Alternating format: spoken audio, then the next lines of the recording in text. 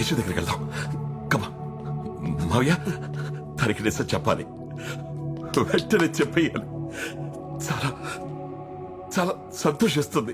వద్దు సార్, వద్దు, నా మాట వినండి, వద్దు. 25 ఏళ్ల క్రితం ఆయన ఏ తల్లి బిడ్డని ఆ తల్లి కాకుండా చేసి ఒక తప్పు చేశాడు. 25 ఏళ్ళు పెంచిన తర్వాత మీరు కూడా ఆ తల్లి బిడ్డని ఆ తల్లి కాకుండా చేసి అదే తప్పు చేయొచ్చు సార్.